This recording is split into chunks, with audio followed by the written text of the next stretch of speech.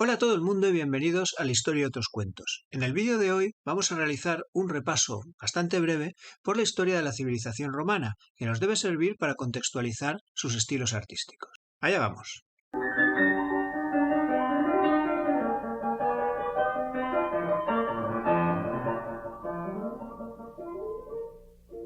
La ciudad de Roma, embrión de un imperio llamado a cambiar la historia del mundo, se encuentra en la parte central de la península itálica, a pocos kilómetros de su costa occidental. Se fundó a orillas del río Tíbet en una zona elevada de fácil defensa, la colina del Palatino, y posteriormente creció por las otras 6 colinas de la zona. El río, aparte del suministro de agua, permitía las comunicaciones con la costa, lo que facilitaba el comercio de la ciudad sin estar expuesta a los ataques por vía marítima. La fecha mítica de la fundación por los gemelos Rómulo y Remo fue el año 753 a.C.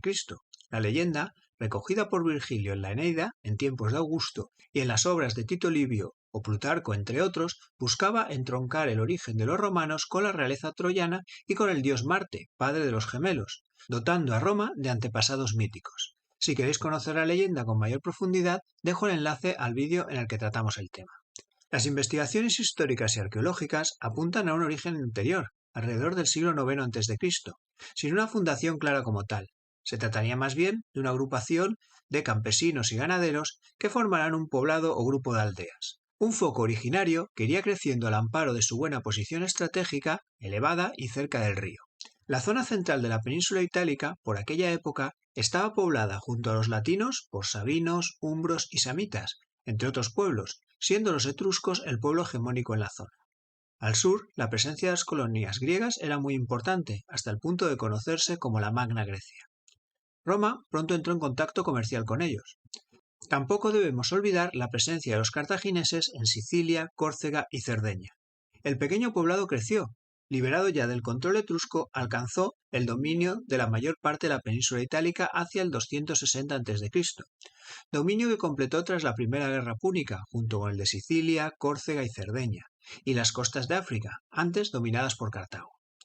La expansión no se detuvo durante el resto del periodo republicano, conquistando gran parte de Hispania, Grecia y en tiempos de Julio César las Galias. ¿Todas las Galias? No, ya saben, una pequeña aldea gala que resiste al invasor, etcétera, etcétera. Pero bueno, ya hablaremos de ello. Ya en tiempos del Imperio, Roma había unificado bajo una misma ley, una misma lengua y una misma arquitectura monumental a todos los pueblos ribereños del Mediterráneo y de la costa atlántica occidental de Europa. Un imperio de más de 6 millones de kilómetros cuadrados que en su momento de mayor esplendor, hacia el año 117 después de Cristo, bajo el mandato del emperador Trajano, incluía todas las tierras entre el Atlántico y el Golfo Pérsico, desde los tórridos desiertos africanos hasta las frías y brumosas colinas del sur de Escocia, desde el Algarve al Danubio y más allá. Tras su esplendor comenzó una decadencia, la crisis del siglo III, que acabó propiciando la conquista de Roma en el año 476 por los ostrogodos de Odoarco, primer rey germánico de Italia. Antes, en el año 395, el emperador Teodosio había dividido el imperio entre sus 2 hijos, Honorio, que gobernó la zona occidental, y Arcadio, que lo hizo en la oriental, con capital en Constantinopla, la antigua Bizancio. Este imperio oriental sobrevivió al occidental, siendo un actor principal en toda la Edad Media, hasta su conquista por los turcos en el año 1453, 1000 años después de la caída de Roma. Dividimos la cronología de la civilización romana en 3 etapas según el tipo de gobierno que existía en cada momento: la monarquía, la república y finalmente el imperio. La monarquía legendaria se desarrolló entre el 753 y el 510 a.C., sucediéndose 7 reyes. Los primeros, Rómulo, gobernador en diarquía con el sabino Tito Tacio, Numa Pompilio, Tulio Hostilio y Anco Marcio, eran de origen latino o sabino, y los 3 últimos, Lucio Tarquinio Prisco, Servio Tulio y Tarquinio el Soberbio, lo eran de origen etrusco.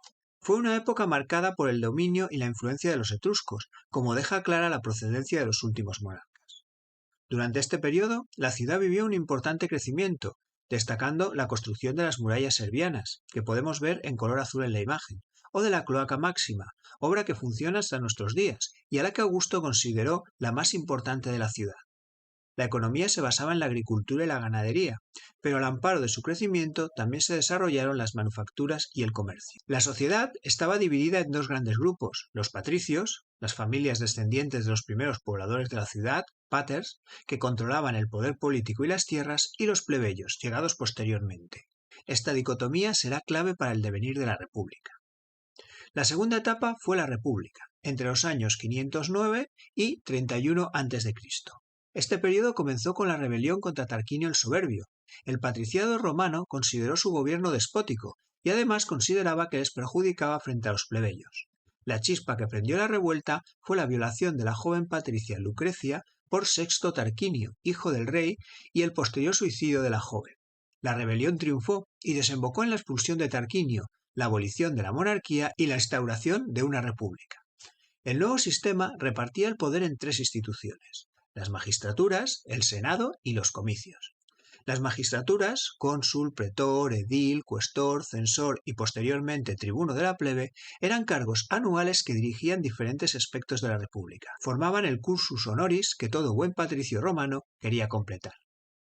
El Senado, corazón de la vida política romana, ratificaba las leyes y controlaba la política exterior. Estaba formado por los antiguos magistrados. Y por último los comicios, reuniones de los ciudadanos romanos para elegir magistrados y proponer leyes. Los votos se ejercían según la posición económica de cada cual. La República Romana funcionaba como una oligarquía patricia, lo que llevó a importantes conflictos sociales, con los que los plebeyos fueron mejorando su situación. Junto con estas dos clases sociales, no debemos olvidar a los esclavos, cuyo número fue creciendo con la expansión militar de Roma, y los libertos, antiguos esclavos manumitidos por sus propietarios.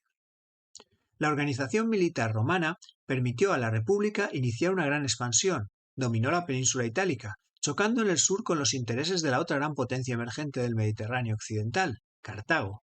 La victoria sobre los cartagineses en las guerras púnicas, entre el 264 y el 146 a.C., permitió a los romanos dominar el Mediterráneo occidental e Hispania.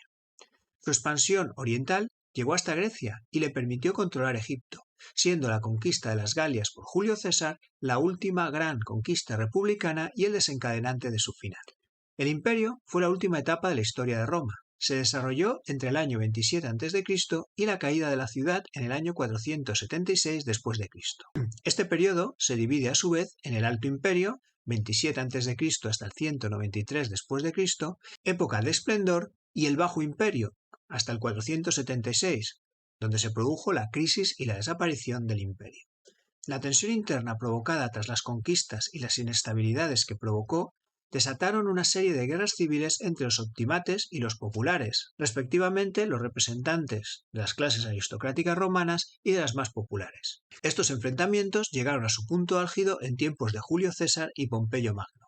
Muriendo Pompeyo en Egipto durante este enfrentamiento y siendo asesinado Julio César a las puertas del Senado en los idus de marzo del 44 a.C.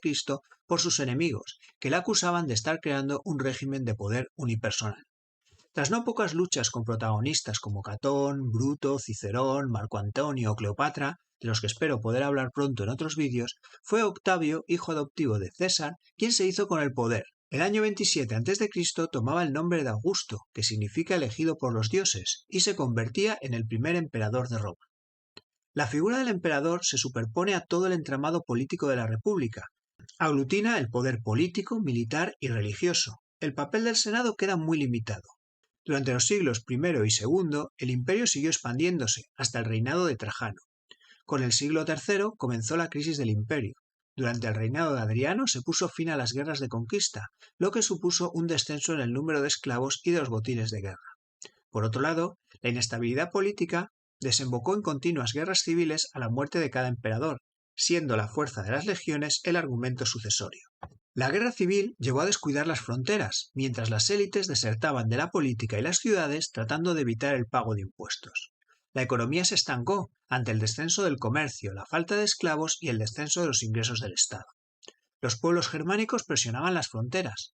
Teodosio dividió el imperio en el 395 entre sus dos hijos, Honorio, la zona occidental, y Arcadio, la oriental, con capital en Constantinopla, para facilitar la defensa de los territorios. Los pueblos germánicos fueron conquistando y creando sus reinos en el antiguo imperio occidental, hasta que en el año 476 Odoarco, caudillo de los ostrogodos, tomaba Roma y destronaba a Rómulo Augustulo, un crío de apenas 10 años que será el último emperador de Roma. Terminaremos este repaso por la historia de Roma con un comentario sobre las creencias religiosas.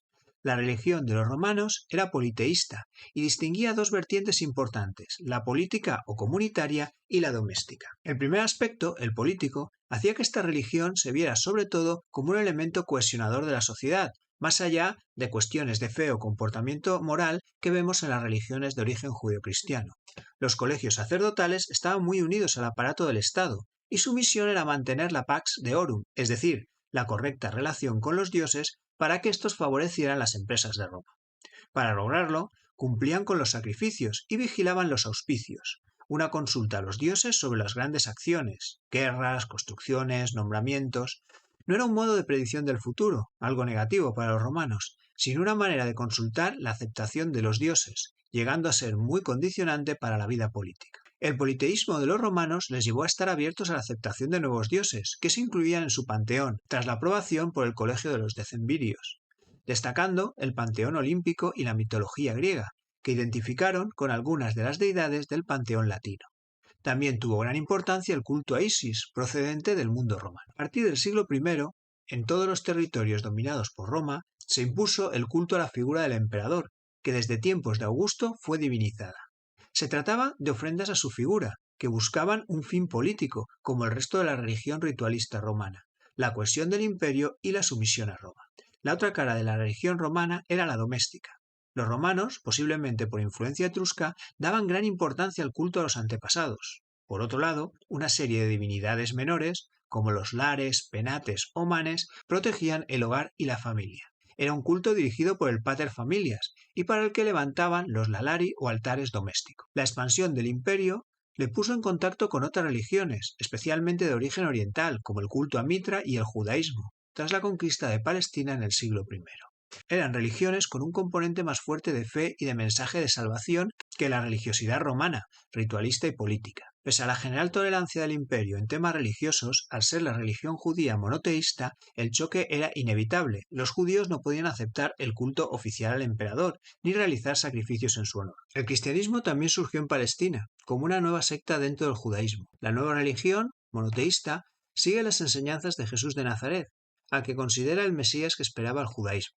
El cristianismo, al contrario que el judaísmo, es una religión ecuménica, no va destinada únicamente a los israelíes como pueblo elegido, sino a todo el mundo.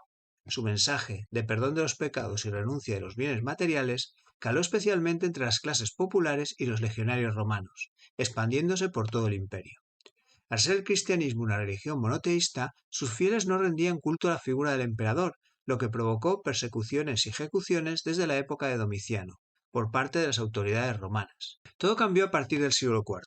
Con el Edicto de Milán, en el año 313, el emperador Constantino autorizó la práctica del cristianismo, poniendo fin a las persecuciones. Años después, con el Edicto de Tesalónica del 380, Teodosio impuso el cristianismo como religión oficial del imperio. Hasta aquí esta introducción a la historia de la civilización romana, que esperamos haya servido para contextualizar el arte de esta época, pero también que haya despertado el interés por este fascinante periodo de la historia. Nos vemos en próximos vídeos.